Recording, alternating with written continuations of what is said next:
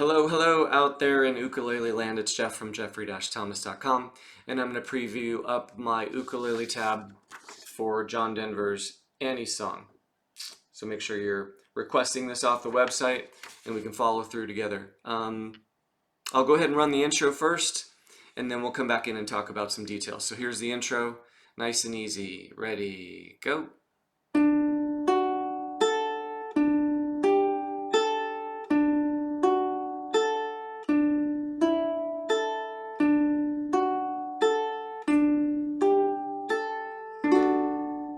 You fill up my sin. And then we're into the verse. But let's go ahead and talk about the intro. So this song is in 3/4, and I wrote it as 1, 2, 3, 1, 2, 3, okay? And then let me point out some scribble on my notation. This is an explanation of the right hand, RH, right hand, and then PIMA, right? So, sorry about my horrible drawing. That translates into the thumb being P, first finger is I, middle finger is M, ring finger is A. This is standard from classical guitar, and so I figured I'd use it for the ukulele. The pattern for the finger picking is P-I-M. So here's what should happen with all of those chords. I like to keep my thumb ahead of these other dudes. If I and M creep forward, then you lose your downward path with the thumb. So usually when I have students set up, kind of like keep the thumb towards the back of the fretboard, and then I and M about like mid sound hole, and that gets you in the right spot for getting finger picking to happen. Intro just runs through one time, and then we're in the verse. I kept it very simple, just G, and then a small B minor, because sometimes people have a problem getting to the full B minor, and then back to G. Okay, now we're on the second measure of the third line, and I bring some arpeggios in.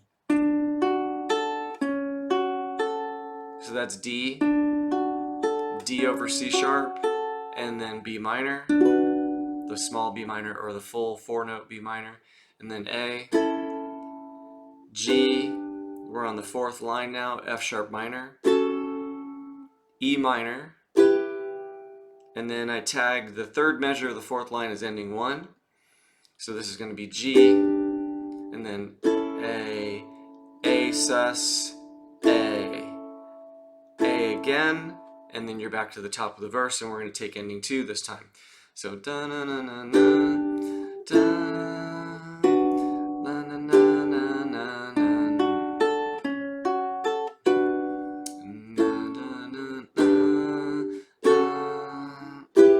Okay, ending 2. A, and then back to the arpeggios.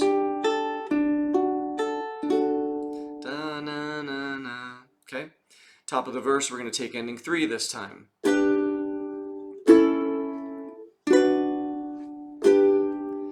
D, D over C sharp, B minor, A, G, F sharp minor, E, and then ending 3. 1, 2, 3. And then back up to the top of the verse, and we're going to take ending 4.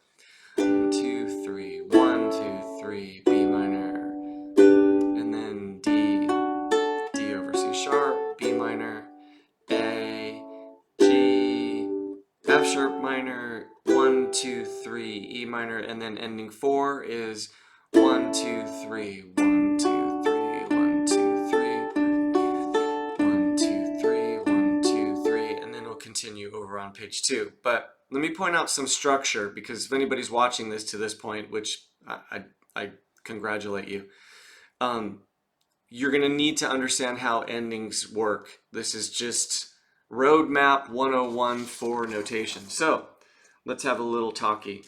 This is the verse, all right? And you have double bar, double dots. So you're going to cruise through, and then you're going to hit ending 1. Okay? Then you're going to finish out ending 1, which wraps up right here with your double bar, double dot.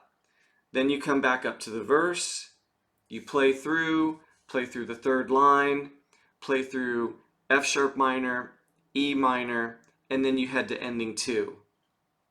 And then ending 2 has a repeat here, repeat bracket here, and then you're back up to the top of the verse. Now you're going to take ending 3. Boom, go through the third line, hit ending 3. Ending 3 wraps up here. You're back up to the top of the verse. You're on your 4th time now. Play through this line, play through the third line, hit this F sharp minor, the E minor, and then you are going down to ending 4.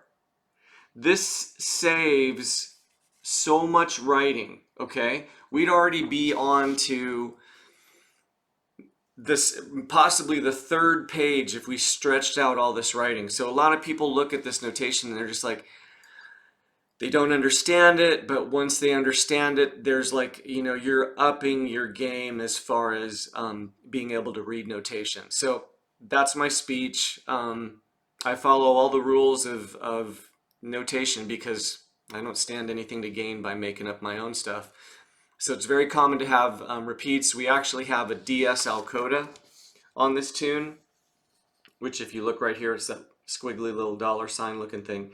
And I could explain that in like a Skype lesson if you'd like, but the ending series on this tune for the verses and then getting over to page 2 and hitting the DSL coda gets you through the song, and that's probably where most people would need to focus, or just understand where the chords belong following the lyrics and you will be fine. But the arpeggios are nice. They kind of make the tune more recognizable. When you play that, it's like all of a sudden people, you know, get a sense, oh, okay, here's an intro, right?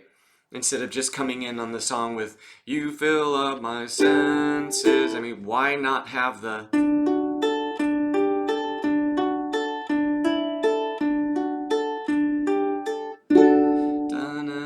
It's just so much cooler. So anyway, hopefully that walks you through the tune and there's some clarity on my scribble. If not, go ahead and contact me and we can meet up and make sure we talk through anything that you need to go over.